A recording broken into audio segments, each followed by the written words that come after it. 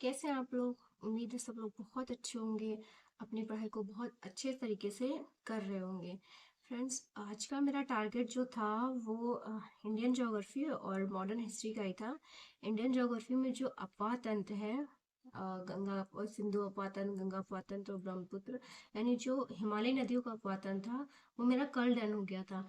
आज मुझे डन करना है प्रायद्वीपीय नदियों का अपवाह तंत्र, और इसके साथ जो मतलब पढ़ रही थी मैं हिंदी विलोम शब्द, जो कुछ लेफ्ट रह गए थे, लगभग 2 से 3 पेजेस रह गए थे, तो उनको कंप्लीट करना है। और इसके साथ ही साथ जो हमारा मॉडर्न हिस्ट्री था, मॉडर्न हिस्ट्री में मैं पढ़ रही थी जो गवर्नर और वॉइसरॉय थे, वहां तक मेरा डन हो गया था। और इसके बाद जो पढ़ना है हमें, 1857 की क्रांति पढ़ना है, और इसके बाद जो स्वतंत्रता संघर्ष हुए थे और धार्मिक सामाजिक जो राष्ट्रीय आंदोलन थे, वहां तक कंप्लीट करना है। 3-4 टॉपिक उठाएंगे, क्योंकि ये 3-4 टॉपिक जो है वो इम्पोर्टेंट है, और इनमें से अच्छे खासे क्वेश्चन आते हैं। जो हमारा स्वतंत्रता संग्राम का जो आंदोलन था, उस वो तो एक टॉपिक ही दे रखा है, किसी टॉपिक मतलब सिलेबस में एक टॉपिक दे रखा है, तो उसके हिसाब से ये चीजें काफी इम्पोर्टेंट हो जाती हैं। तो आज का मेरा जो ब्लॉग है वो बेसिकली इस बात पर डिपेंड कर रहा है कि भटकाव कैसे रोका जाए, क्या मतलब हो ऐसी जिससे भटकना कम हो।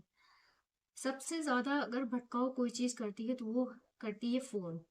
फोन हुआ, लैपटॉप हुआ या टीवी हुआ।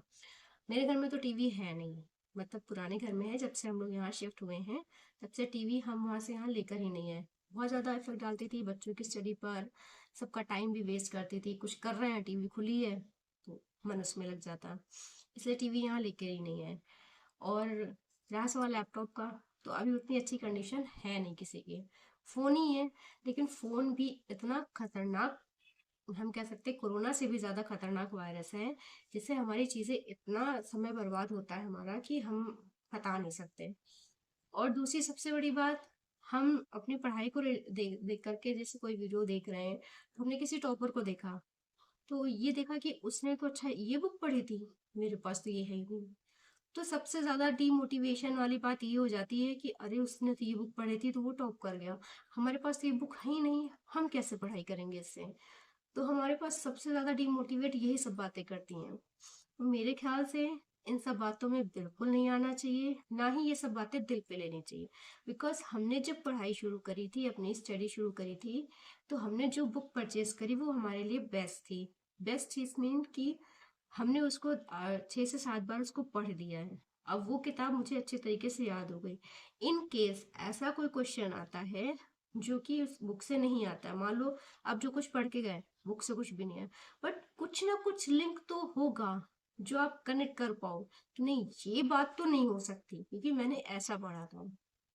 इट मीन्स कि आपकी बुक बेस्ट है। कहने का मतलब ये है, आपके पास जो भी किताबें हैं, अब आप नई किताबें मत खरीदिए, नए नोट्स मत खरीदिए, क्योंकि इतना टाइम आपके पास नहीं है कि आप उसको 10 से 12 बार पढ़ सको। एग्जाम में अगर आपने 10 से 12 बार किसी चीज को नहीं पढ़ा है, तो मुझे नहीं लगता एग्जाम हॉल में आपको चीजें याद आने वाली हैं। जब हम किसी चीज को ज्यादा से ज्यादा पढ़ते हैं ना, तो एग्जाम टाइम हमें वो चीज अपने सामने दिखती है। तो बेस्ट इज दैट कि आप भटकिए नहीं। भटकने का सबसे ज्यादा जो ना भटकने का सबसे ज्यादा अच्छा तरीका अगर कोई है तो वो ये कि आप अपनी किताबों में लगे रहिए। आपके पास जो है, एक बेहतरीन स्ट्रेटजी बनाइए अपने टाइम टेबल के अकॉर्डिंग। आपको कितना टाइम मिल रहा है दिन में, 5 घंटे, 6 घंटे, 7 घंटे, आप इतना टाइम दे पा रहे हो, तो आप अपने टाइम के अकॉर्डिंग अपना टाइम टेबल सेट कीजिए और एक प्रॉपर स्ट्रेटजी बनाइए कि आपको किस दिन कौन से टॉपिक कंप्लीट करने हैं, और किस दिन क्या चीज़ नहीं पढ़नी है, और क्या रिवीजन करना है। तो ये सब चीज़ें अपने आप डिसाइड करिए, अपने अकॉर्डिंग करिए और उसको रोज फॉलो कीजिए। जब आप उसको रोज फॉलो करेंगे तभी चीज़ें अच्छे तरीके से मेंटेन हो पाएंगी। तो मेरा जो आज का टारगेट था वो मैंने जस्ट अभी, पहले सोचा ब्लॉग बना लूँ, उसके बाद फिर पढ़ाई शुरू करूँगी, क्योंकि ब्लॉग आप तक पहुँचना भी बहुत ज़रूरी है। और ये मेरा अपना खुद से किया हुआ प्रॉमिस है कि मैं डेली एक ब्लॉग एटलीस्ट ज़रूर डालूंगी, किसी भी टॉपिक से रिलेटेड मैं एक ब्लॉग ज़रूर डालूंगी। अभी मेरी 5 तारीख से जब क्लासेस स्टार्ट हो जाएंगी, तब मैं 5 तारीख से अपना डेली जो हमारा टारगेट होगा, उस टारगेट के हिसाब से मैं आपके साथ अपना रूटीन शेयर करूंगी, अपना टारगेट बताऊंगी, और एक ब्लॉग आपके साथ ज़रूर शेयर करूंगी, ताकि आप भी मेरे साथ अगर पढ़ाई शुरू करते हैं तो मेरे साथ साथ आपके टारगेट भी कंप्लीट होते जाएं। तो बहुत छोटा सा ब्लॉग है आज का। मिलती हूँ आपसे कल एक नए खूबसूरत से ब्लॉग में। तब तक के लिए बाय, टेक केयर, अपने और अपनी फैमिली सबका ख्याल रखिए।